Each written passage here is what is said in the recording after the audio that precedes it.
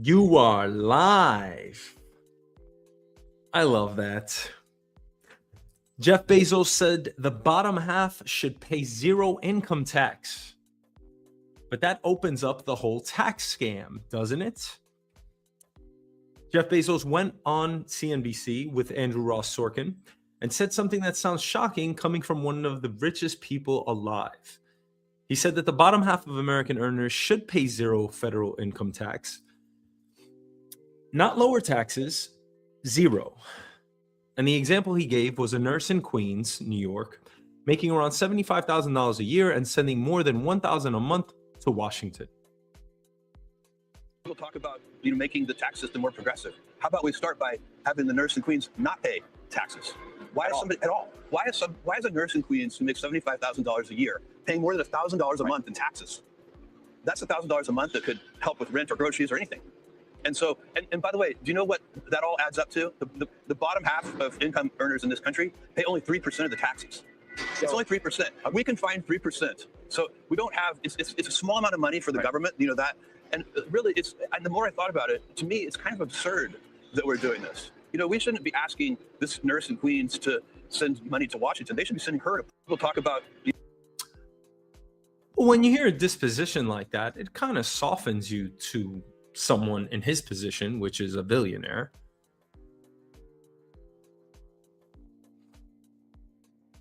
His argument was simple.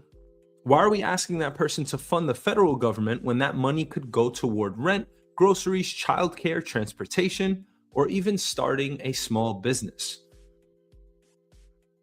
Now that sounds populist. That sounds pro-worker. Most people, I think, would agree with that. But it also exposes the entire structure of the tax system. The federal government collected about $5.2 trillion in revenue in fiscal year 2025, and individual income taxes were the largest source of that revenue. The bottom half of income earners paid only about 3% to 3.3% of federal income taxes, while the top 1% paid roughly 38 to 40% of federal income taxes. That's depending on the year and measurement, but on average, that's what you can expect. 40% for the rich, or from the rich, 3% from the bottom half. So Bezos's point is not that the bottom half pays most of the government's bills. They do not. His point is that they still feel the pain more, because if you're making $50,000 to $75,000 a year, the tax hit is immediate. It comes right out of the paycheck. And you do not get to structure your own income through trusts, foundations, stock appreciation, because you don't have lawyers at your disposal. Therefore, any carried interest, loans against assets, deferred compensation, or whatever accountants are doing for billionaires just won't work for you. You just work, then the government takes its piece before you even touch the money.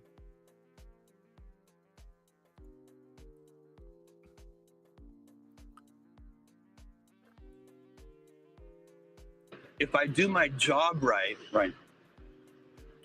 so the value to society and civilization from my for-profit companies will be much, much larger, than the good that I do with my charitable giving.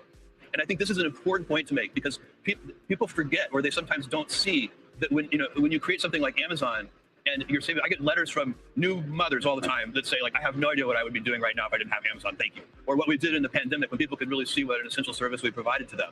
And so, this is, Amazon creates tremendous value. And by the way, all companies are creating value of some kind. If I do my job right. Again, sounds like a fair statement. But here's where the contradiction comes in.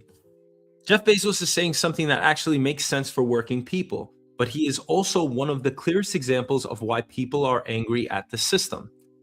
ProPublica reported that between 2014 and 2018, Bezos's true rate of tax compared to federal income taxes paid to wealth was less than 1%.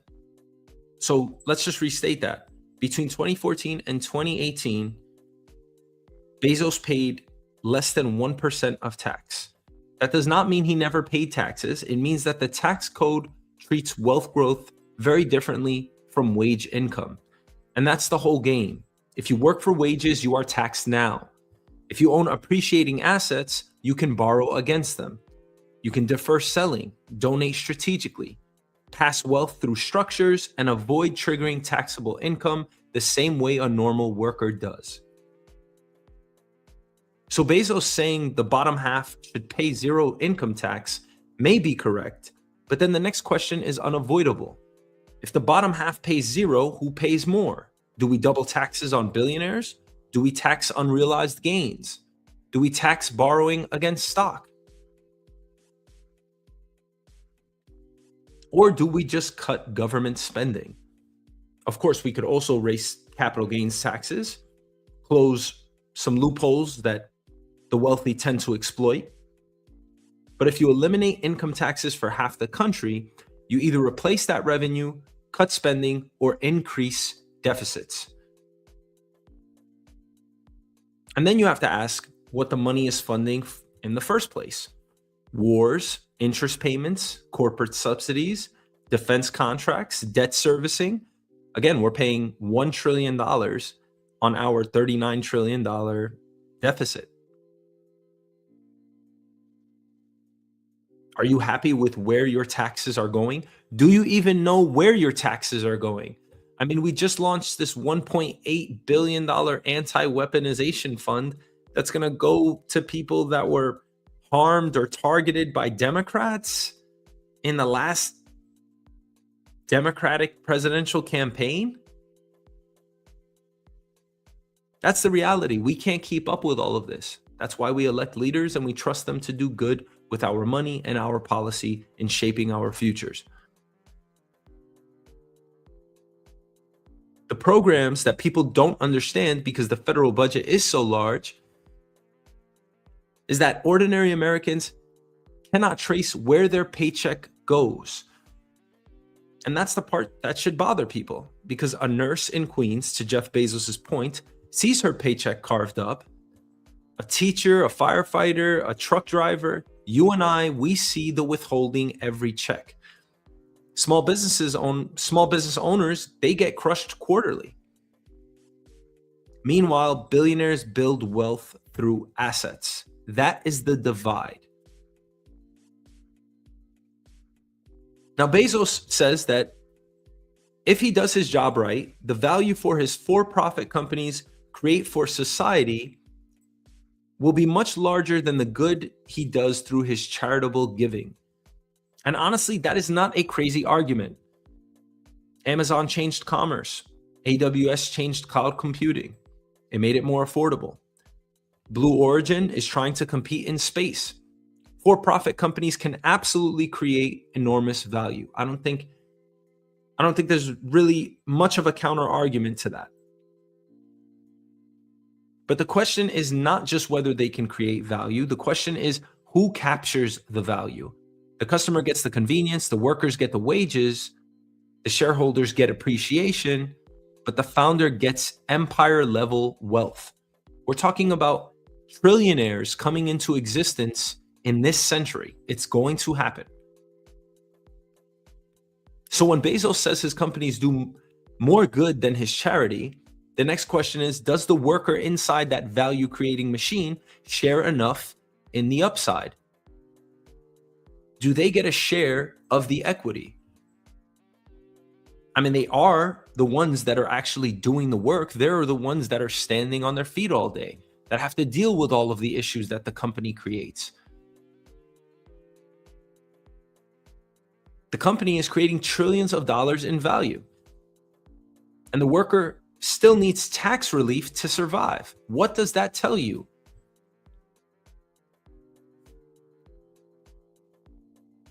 And then he talks about AI. Bezos said AI will elevate work. He compared it to giving people a bulldozer instead of a shovel. His argument is that AI will create productivity gains, labor shortages, and potentially deflation, which is good for the worker, right? That sounds like positive upside.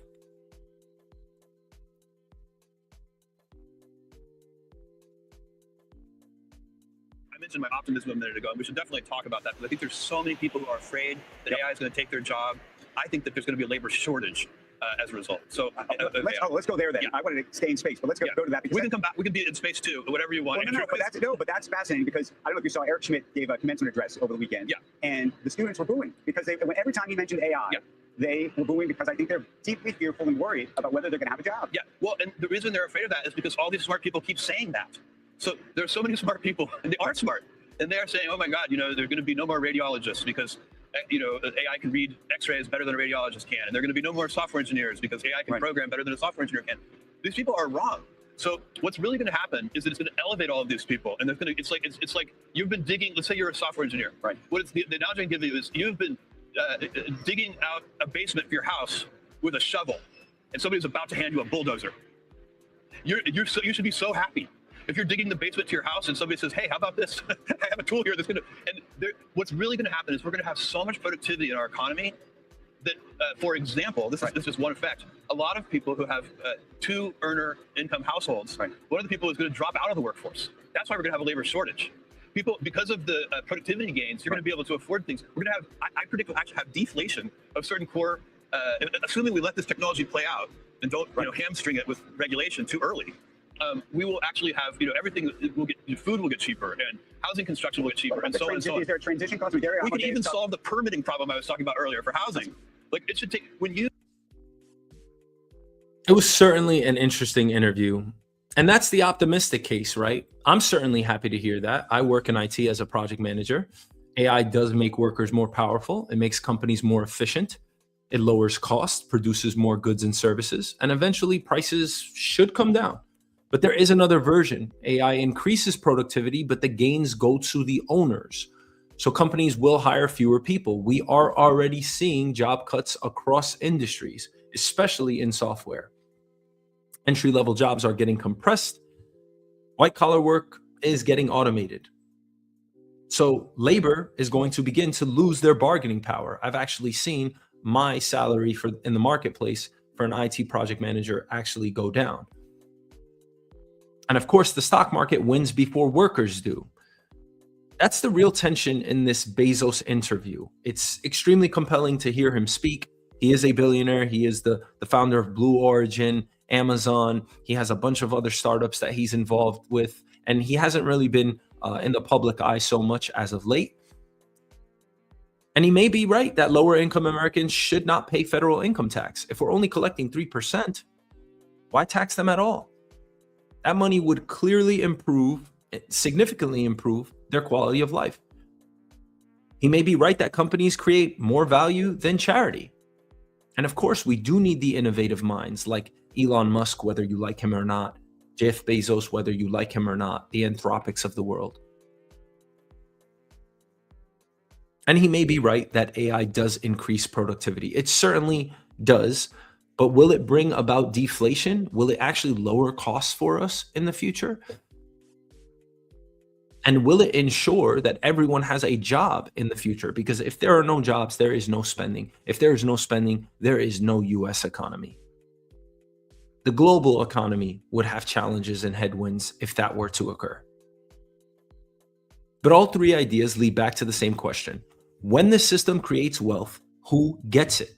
Because it's always concentrated at the top. If the worker pays taxes immediately, the billionaire defers taxes indefinitely, and AI makes capital more powerful than labor.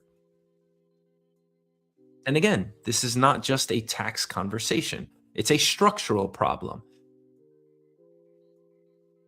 And an issue about who the economy is actually built for, the worker or the select few. Okay, next topic. I got it, as the show goes on, I'm gonna get to a point where I can actually make cleaner transitions. Like, hey, in our next topic, maybe I have to be like one of those news anchors. Hey, in our next topic, look, just before I dive into the actual material, the research we've done, the pictures and stuff. I mean, look at this damn money. I mean, like $1.75 trillion. Can you put that in perspective to anything? That's what SpaceX, these three companies are going live this year, okay? There are going to be initial public offerings. That means they are going to be offered on the stock market. and you are going to be able to buy them. And they are at the epicenter of artificial intelligence and innovation. SpaceX, OpenAI, and Anthropic. This is the AI money grab. They are all lining up for public markets, basically at the same time, as early as June 2026. That's not even a month from now. And that is also not normal. This is not a normal IPO cycle. This is 3 of the most important private technology companies in the world trying to capture public market money before the next company does. So whoever goes first is probably going to get much of that capital allocated to them. SpaceX already filed its IPO paperwork. OpenAI is reportedly trying to go public as soon as September.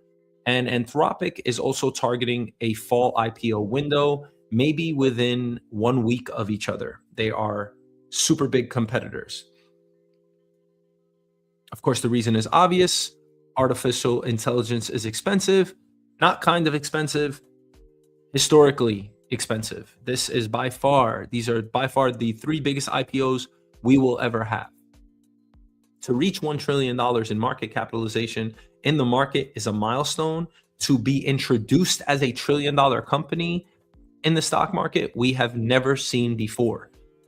Now, these companies need public market money because private capital may not be enough anymore. SpaceX disclosed $18.7 billion in revenue last year and $4.7 billion in revenue in the first quarter of 2026. But it also reported a $4.9 billion net loss last year and a $4.3 billion net loss in Q1. This is largely because of xAI. So SpaceX is not just rockets anymore. It is a pretty complex and fascinating offering here. It is rockets, Starlink, satellite internet, AI, and xAI. Remember, they own X. And if the structure is what the filing indicates, xAI owning X, meaning investors are not just buying a space company, they are buying a package of Elon Musk infrastructure. Launches, satellites, internet, AI models, and of course, the social media data layer. And that's important because SpaceX used to be a simple story. It used to just be about reusable rockets, if that can be simple, NASA contracts, and Starlink subscriptions. And of course, prospectively going to Mars. Now it is much bigger. It is much more complicated.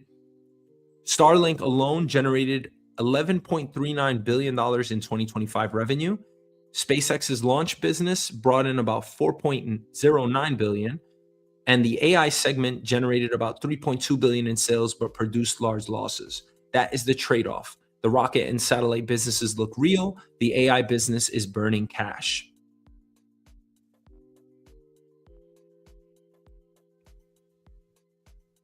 And SpaceX is telling investors the total addressable market could be $28.5 trillion. $28.5 trillion. That number is so large that you have to stop and ask what that even means. A $25 trillion market. I mean, what is this based on exactly? Mars, AI, data centers, Starlink. I mean, you throw in the mix military contracts, autonomous systems. I mean, this is a conglomerate of companies. But when a company starts talking in tens of trillions, especially a leader and CEO like Elon Musk, investors, we should slow down and ask whether they are buying a business or buying a civilization pitch. And then there is Musk's control. And this is very important here because Elon Musk will control about 85% of SpaceX's voting power. And that's the way he wants it structured. Barron's reported that he holds about 41% of SpaceX shares before the IPO and controls about 85% of the vote through super voting shares. So public investors may get economic exposure, but not real control. That matters because if a rocket launch fails, public investors can sell the stock immediately. If Starship explodes, does SpaceX drop 8% that day? What about XAI? If losses widen, does the stock get punished even if Starlink is doing well? It's highly complex. So you should definitely do some due diligence before making an investment here. You're already seeing issues with X as far as regulatory and reputational risk. How do you factor that into SpaceX's market capitalization? Now, private investors, they tolerate chaos differently. Public investors react every second, right? Private is much more illiquid. You can't just pull your money out. And then there's Musk's pay package. The filing reportedly includes milestones tied to extremely ambitious goals, including establishing a Mars colony of at least 1 million people. Did you hear that correct? So Elon Musk, part of his pay incentives for getting paid out, he's going to get paid either way.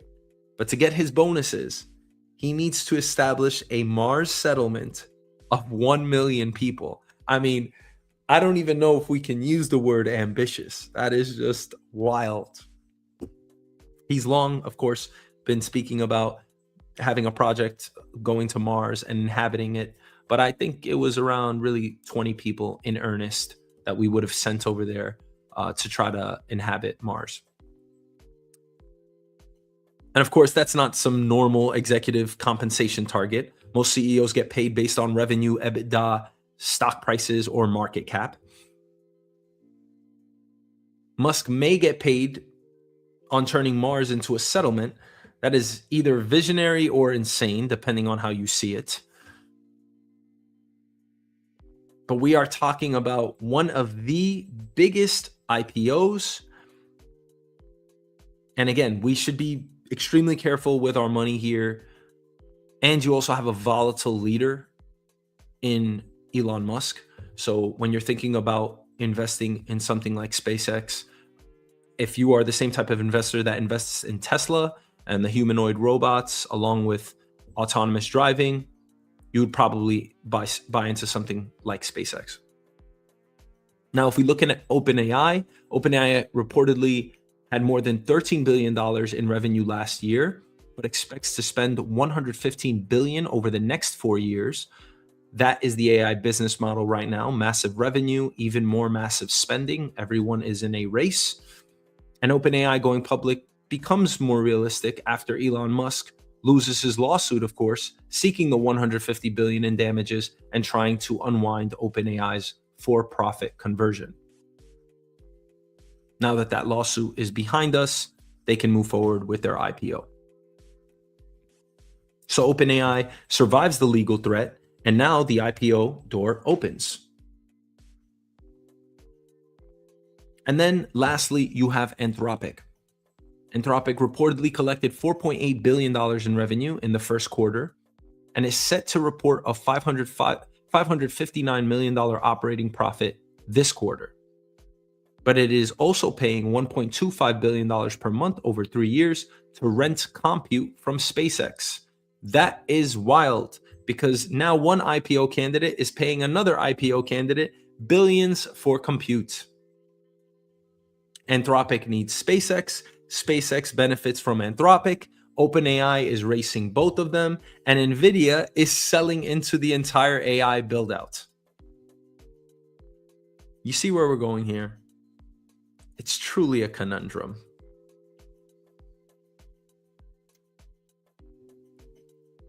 So the question for investors is not just which company is best. The question is, where does the money come from? That's the most important part. That's really what we want to hit on here. Because if SpaceX, OpenAI, and Anthropic all go public within months of each other, investors may need to sell existing winners to buy the new winners. That means money could come out of NVIDIA, Microsoft, Amazon, Google, Meta, Tesla, semiconductor ETFs, cloud names. What happens to those trades? I think a lot of people have been dismissing the Mag 7. Semiconductors are hot. That is building out the infrastructure for the future. I'm not sure that you can really defer money there. My hunch, semiconductor trade will probably stay in flight, aggressive growth, I don't think there's going to be much money that's placed in SpaceX and OpenAI. I mean, what's much money? I'm sure billions are going to pour in. I would think Anthropic wins the race out of the three as far as buying out any company in the next year. But I would think the semiconductor trade, if you had to choose between three buckets, the Mag 7 semiconductor trade or these three IPOs, I would say that the semiconductor trade would probably keep going at the rate it is. I mean, we're going to look at NVIDIA in a second. That's the next topic. NVIDIA's earnings from yesterday. And I mean, they're just blowing it out of the park. I mean, all semiconductor names are being bought across the board. If you buy SMH, one of those ETFs, I mean, you're going to see double-digit year-over-year gains. But again, where does the money come from, right? It has to come from someplace, right? We're not just printing money. Yes, we are, but that's another topic. The capital has to come from somewhere. And that's why these IPOs actually could create a lot of volatility across the whole market, because people are going to be rotating in different sectors. Maybe people just go to quality and say, you know what, I want nothing to do with this entire bubble. I mean, you're going to get the biggest AI IPO wave ever, but you may also get extreme selling pressure in the companies that already ran so far, so fast. That's the danger here. It's a very real risk. I'm not sure if you would call this systematic, as in overall market risk, or non-systematic risk, but I would say it's systematic, right? This is just overall market risk that you would have to account for. I think this whole multi-sector wide rotation is something that's unavoidable. I mean, you could be in quality names. People are going to probably be pulling money out of that to buy these three IPOs. And most people think they are buying the future, right? That's what we're doing with the semiconductor trade. But they may also be buying peak AI excitement. I don't think anyone doubts that we are in a bubble right now. It's how long you're willing to stay in the bubble and when the bubble will pop. And unfortunately, the bad news is you only know when a bubble pops when it actually does. So SpaceX is not just a rocket company anymore. OpenAI is not just ChatGPT, and Anthropic is not just Claude. These are now infrastructure companies trying to own intelligence, compute, distribution, and capital markets. So the clean question for the audience is this: would you buy these IPOs, or are you the exit liquidity for the private investors who got in years ago? Because that's always the IPO question. By the time you are allowed in, who's getting out? So be careful when you purchase. We are already at all-time highs on the stock market, depending on what you look at: Dow Jones, S&P 500, Russell 2000, and the NASDAQ. So make sure you are careful where you allocate your money. All right, let's get into NVIDIA earnings. All about NVIDIA. They are a bellwether for the market. No matter which way you cut it. They reported monster earnings yesterday on Wednesday, May 20th. And Wall Street still found a reason to worry. They reported numbers that, of course, would make almost any other company explode higher. The reaction was flat. They really didn't move from where they were. I believe they closed at about $223. They remain there today. We're about to look at their numbers in a second. Revenue was $81.6 billion for the quarter, up 85% from a year ago. The way you have to think about that is they grew 85% year over year with their sales. If that was your company, and of course, if you own one share of NVIDIA, or a partial share at that, you are an owner. That's how you have to think about it, right? So when you think about opportunity costs and where you're putting your money. So they are up 85% from a year ago, 85%, okay? It doesn't even matter that they sold $81.6 billion worth of product and services, of course. And they are also up 20% from the previous quarter. So they gained 20% from the previous quarter. I mean, seriously, 3 months? That's insane. Data center revenue hit $75.2 billion, also up massively year over year. And NVIDIA guided for $91 billion in revenue next quarter, plus or minus 2%. Of course, that is not normal growth. That is not even good quarter growth. This is the best company, the most efficient, the most valuable company in the world with the highest market capitalization. They are well over 5 trillion. And that is a company operating like the global economy is being rebuilt around its products. Gross margins were around 75% alone. Diluted EPS, earnings per share, came in at 2.39. Non-GAAP EPS was 1.87, $1.87. NVIDIA also added $80 billion to its share repurchase authorization and raised its quarterly dividend to 25 cents per share. So they are buying $80 billion worth of stock back, and they raised their dividend. So the headline should be simple here. NVIDIA crushed it, but the stock remained under pressure. This is notable. 6 out of the last 8 times the stock fell when reporting earnings.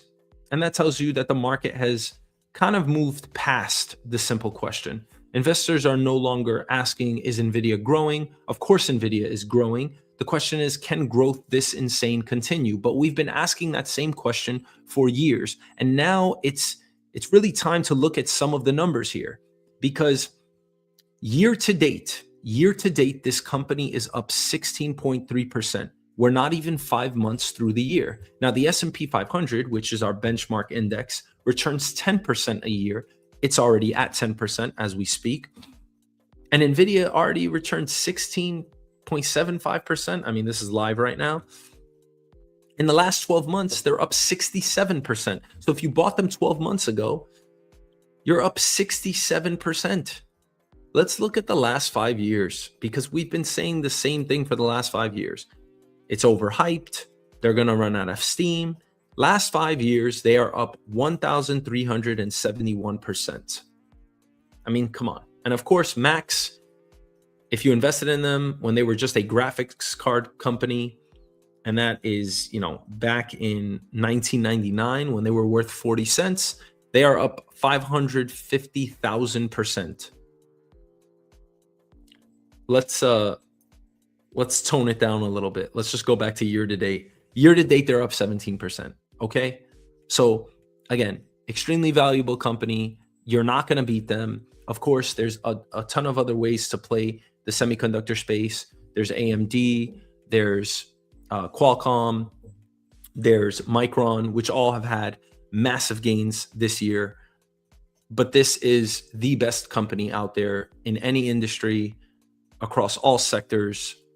This is the one that you buy. And there's a great CEO at that.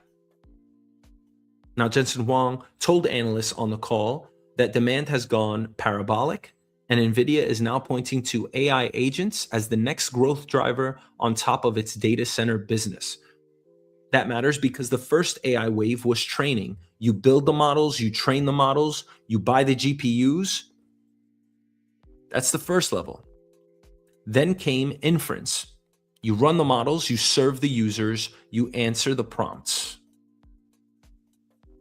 Of course, all of this takes a high level of compute and an extremely high amount of token generation. Remember, one token is essentially a bit of information as far as input is concerned. So every word that you write into one of your AI prompts, that generates a token. So all of our data, all of the little bits of data, you think of atoms, that is what token generation is. We need to generate tokens. We need to run these on GPUs so that we can have an output in the form of either data, intelligence, having robots conduct actions. That's how this whole system works. And the infrastructure behind that is what we're building out. Now, AI agents take this even further. If AI agents start doing the actual work, booking, coding, searching, executing workflows, then token usage and compute demand could explode again. So they're saying that the first wave was training the models. The second wave is inference, and now building out AI agents. That's the bull case. NVIDIA is not just selling chips anymore. It is selling the infrastructure for artificial intelligence. And if there's one company that has been pervasive in the AI race across the world, it has to be this one. They say that AI infrastructure spending could climb to as much as $4 trillion by 2030, up from roughly $1 trillion today. And that is the whole investment thesis. If the world spends trillions of dollars on AI factories, NVIDIA sits at the center of all of it.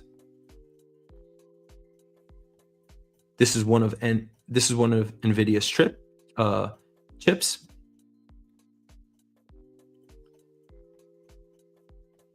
But now the concerns become more serious, right? There's always risks. You can't just call out the upside risk. You have to call the downside risk. First, there's China. Jensen Huang traveled with Trump and other CEOs to Beijing. This just happened last week. And export restrictions remain a major problem. NVIDIA has said it assumes no China-related data center compute revenue in the current quarter. And Wang also told CNBC that NVIDIA has largely conceded the rapidly growing Chinese market to Huawei. That means no business in China. And of course, China is not a small market. If NVIDIA loses China or cannot fully participate in that country, then Huawei and domestic Chinese chip makers get room to grow. Second point, competition. Google has TPUs, tensor processing units. Amazon has Trainium and Inferentia. Microsoft has Maya. Meta is working on custom silicon. OpenAI, Anthropic, Tesla, and xAI. Everyone wants compute, but the biggest customers also want to reduce dependence on NVIDIA.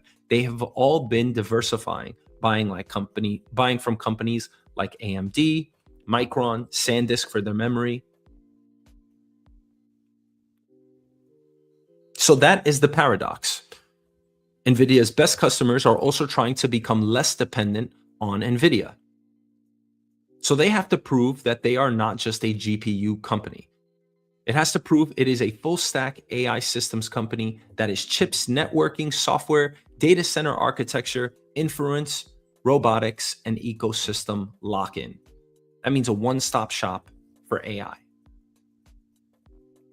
The third, debt and bond yields.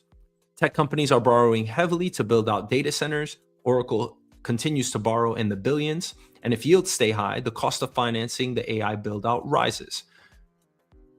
Right now, bonds are nearing 5%, and that changes the math on every data center build-out. All of the power deals, the GPU clusters, the CapEx plans really go out the window if yields continue to go up. And again, this AI infrastructure build-out, this requires trillions of dollars. We're not even talking about billions anymore.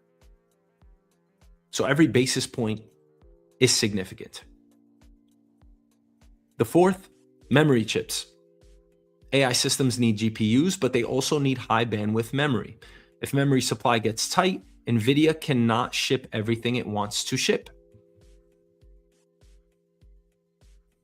Now, investors get some relief because Samsung reached a tentative wage deal, avoiding a strike just this week, but supply constraints remain one of the biggest risks in the AI build-out. This has been called out repeatedly on conference calls with Jensen Huang. So to recap, NVIDIA's quarter was incredible. Revenue up 85%, data center revenue over $75 billion, next quarter guide at $91 billion, $80 billion buyback, dividend increase, massive AI infrastructure thesis, and still investors are nervous. That's what happens when expectations become almost impossible. NVIDIA has long not been judged like a normal company. It is being judged like the backbone of the AI economy. I don't think anybody would question whether NVIDIA is leading the way. But are we already priced for perfection? This is already over $5 trillion. Some analysts are calling for a $10 trillion market cap for NVIDIA. But if the last 8 earnings calls, 6 of the last 8, they dropped, that tells you something. It tells you that investors get nervous. And if you look at the pattern on the charts, it'll show you that there are usually pullbacks in NVIDIA where you can buy before it resumes its parabolic move. It is still one of the best companies out there. We are talking about quality and aggressive growth. I don't think there's an analyst that would sit there and say that they would be selling the stock. Okay, next topic. Harvard is capping A's. And it kind of is like Harvard is capping asses, but they're not. Harvard is capping A's. But what if more than 20% actually earned one? Okay, so what's happening here? Harvard is trying to make an A, the grade A, mean something again. That is the cleanest way to understand this story. Harvard faculty voted to cap A grades starting in fall 2027. Professors will be allowed to give A's to no more than 20% of enrolled students plus 4 additional students. So if a class has 20 students, the professor can give A's to 20% of the class, which is 4 students plus 4 more, so 8 out of the 20. If a class has 80 students, the professor can give A's to 16 students plus 4 more, so 20 A's. A- grades are not capped. Harvard does not give A+ grades out. And the faculty vote was 458 to 201, meaning more than 2/3 supported the change. Now, why would they do this? It's something that they're calling grade inflation. More than 60% of Harvard undergraduate grades were A's in 2025, compared with about 24% in 2005. What's the problem? I mean, seriously, on my end, I used to hate this as a student. If I got an A, I deserve a freaking A. And I think most students would agree with that. I don't give a damn about, of course I want curving, but if I got an A, I should get an A. The curving happens in the background, right? That curving is barely or seldom ever explained to you.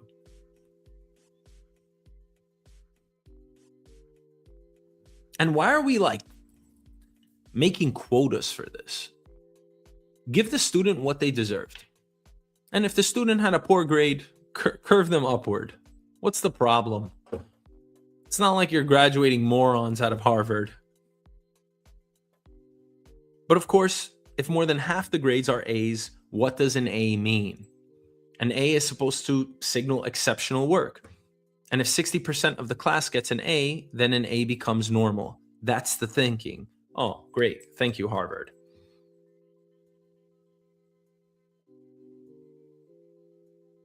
But that creates its own pressure. If an A becomes normal, students need an A just to stay competitive. Harvard's trying to fix that. But the fix creates another issue. What if more than 20% of the class actually did A-level work? What if the professor taught well, the students were strong? What if the class was small and everyone performed? Now the professor is not just measuring mastery, the professor is ranking students against one another. That's the difference, and I don't think any student is going to appreciate that. A normal grading system asks, did you master the material? A hard cap asks, did you outperform enough classmates? That changes incentives. Students may avoid difficult classes, they may avoid STEM classes, they may avoid writing heavy classes.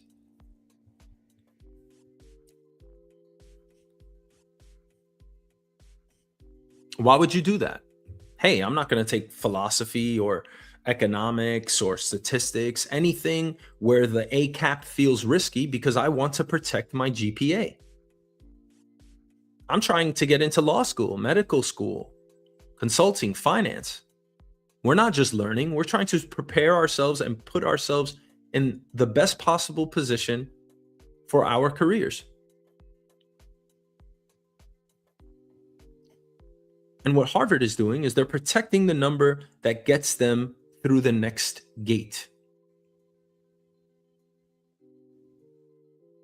Now, this is where it becomes more complicated.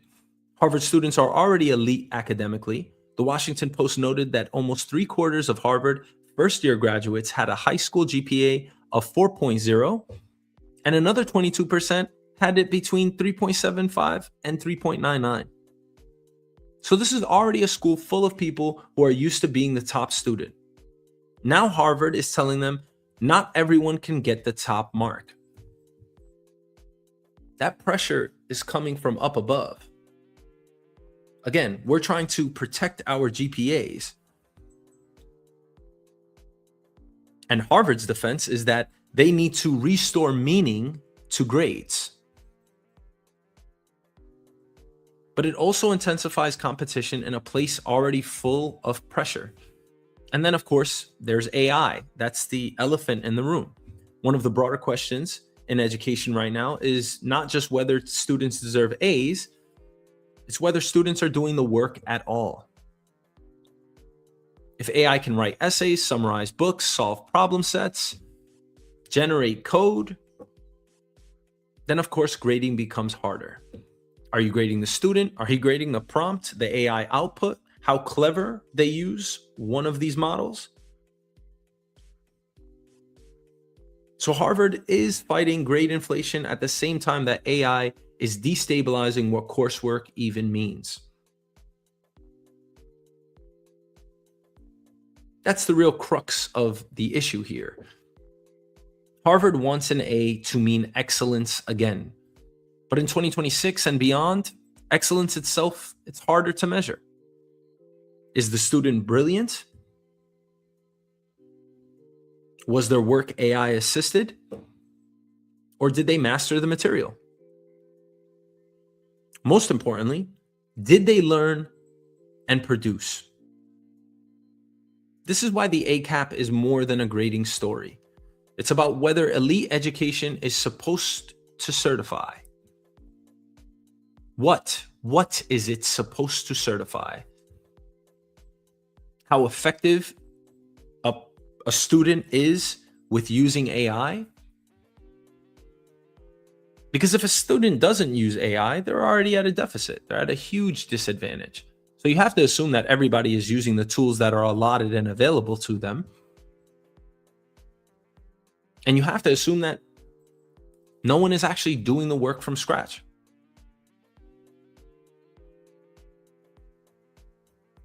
But this has broader implications in our society, and I would say for the global one at that. Because this is a test in our 21st century. If Harvard grades stop meaning anything, one of the most world-renowned schools, that matters way beyond Harvard. Employers, graduate schools, institutions, they all rely on Harvard as a signal. And Harvard is basically admitting our signal got too inflated. So now they're trying to restore scarcity. But that creates the final question I have for you. Is scarcity the same thing as rigor? Because you can make A's rarer. That does not automatically make education better. It only makes the prize harder to get.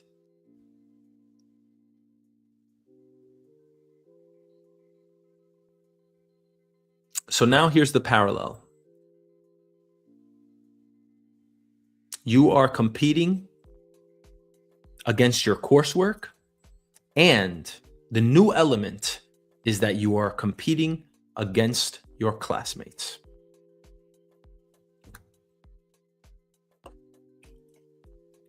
All right, our next and final topic. Again, hard transition. I don't know if that's really a hard transition. Welcome to the Enhanced Games. The Enhanced Games are launching in Las Vegas on May 24th, and the easiest way to describe it is this. This is the Olympics if performance-enhancing drugs were not only allowed, but basically part of the brand. They are a $31 million product demo for doping. That is what is going to occur this weekend. More than 40 athletes are expected to compete in swimming, track, and lifting events, and nearly all of them are openly taking performance-enhancing drugs and supplements. That alone is enough to start this conversation and close it at the same time, because in normal sports, PEDs get you banned. Here, PEDs are the point. All right, let's just take a break right here. Greece's Christian Golomev racing the clock. This promotional video released by Enhanced Games shows their athlete beating the world record in the 50 free by 0.02 of a second. A victory fueled by a cocktail of performance-enhancing drugs and one retired Australian Olympian James Magnussen would have liked to claim. I was super disappointed. He spent 5 months in the United States training and juicing. I was on a performance stack, so I was using things prescribed by a doctor. He didn't reach his goal, but will be back for next year's inaugural Enhanced Games. I want my name up there in lights come race day. The controversial privately funded games won't drug test athletes, instead encourages performance-enhancing drugs. Who wants to be a human 1.0 when there are superhumans among us? There are huge cash incentives being offered to athletes who sign up, an undisclosed appearance fee plus prize money, close to $400,000 for first place. And if you can break a world record, a bonus of $1.6 million. This is a bit of a kick in the bum to any athlete. Yeah. I mean, man, that is some wild stuff. This is their website. And you're probably asking yourself, what are we doing here? Are we watching sport? Or are we watching science? Are we watching marketing? Is this a lab?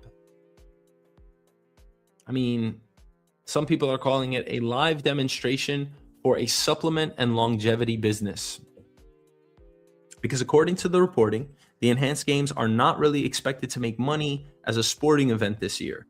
Broadcasting rights were given away for free. The 2,500 attendees were invited at no cost. Revenue is expected mainly from sponsorships, at least for this first year. So the event is not the business. The event is the advertisement. Enhanced Group is trying to use doped up athletic performance as a product demo for its consumer health and longevity platform. The company's goal is to reach 60,000 subscribers by the end of the year, but in Q1, it made only $2,755 in revenue from early online supplement sales. Yeah, that's right, okay? They're spending $31 million on this event, and they made $2,755 in Q1 so far. And that's the contradiction, of course. I mean, this is a stock listed on one of our exchanges. They are spending like a real sports league, but earning like a tiny e-commerce store. Enhanced expects to spend up to $16 million in athlete prizes, with $10 million reserved for athletes who break world records. It is also spending $6.6 million on a portable 50-meter pool and nearly $2 million on a portable 6-lane track. It is also paying $625,000 a month in stipends for more than 40 athletes. It also spends about $100,000 per athlete on healthcare over 4 months alone.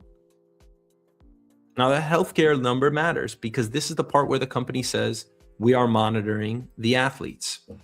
But the filing also said Enhanced has not been able to obtain insurance to cover potential athlete injury or death claims. Of course, the insurance companies call it an uninsurable risk. So here comes the obvious question. If the risk is so unusual that they cannot get insurance for injury or death claims, why are we packaging this as entertainment? And if performance-enhancing drugs are banned in normal sports because of fairness and health risks, what message does this send to younger athletes? And of course, this is not happening in a vacuum. The World Anti-Doping Agency reports thousands of anti-doping rules violations globally across sports every year. Athletes lose medals, sponsorships, reputations, and careers just for PED use. In normal sport, which is the majority of sports, PEDs are treated as cheating. In Enhanced Games, PEDs are treated as innovation. That is the paradox.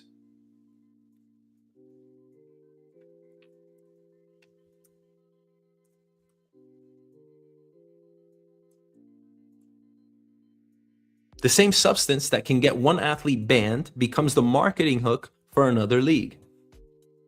And then there is the business model. Enhanced says most of the athletes are part of a clinical research study approved by the Abu Dhabi Department of Health. The company says the data set on safety and tolerability of performance-enhancing substances could become a durable competitive advantage. That means athletes are not just competitors. It sounds like they're working in a lab. This is for data, content, marketing, research subjects. They are the product demonstration. And this is where it gets strange. The CEO compared the model to Formula One, where elite racing technology eventually trickles down into consumer cars. The idea is that protocols developed for elite enhanced athletes could eventually feed into consumer health products, peptides, supplements, prescriptions, and longevity services. So the company is not just selling a sports event. It is selling the idea that biohacking elite performance will become a consumer market. And that market may become real. Consumers are already spending heavily on peptides and longevity treatments. The report said median peptide users spend $500 to $1,000 per month, with some spending over $1,000. That is why this is happening. Not because somebody just loves track and field, but because there is a market for enhancement. People want anti-aging, they want optimization. Everyone is trying to look better, feel younger, recover faster, lift more, and live longer. And Enhanced wants to own that narrative. But financially, the company is fragile. This is their first event. They burned $16.4 million in Q1 preparing for the game. And it has a going concern warning, meaning that there is doubt about whether it can cover its costs over the next year. It went public through a SPAC merger on May 8th, but of the more than $200 million the SPAC raised, only $3 million was left after redemptions. The stock jumped 20% on its first trading day, but later fell more than 52% from when it started trading earlier under its own ticker. So now look at the full picture. A company with almost no revenue is spending tens of millions of dollars on an uninsurable pro-doping sports event to sell a future supplement and longevity business. Either genius marketing or absolute madness. And the ethical question is even bigger than the business question.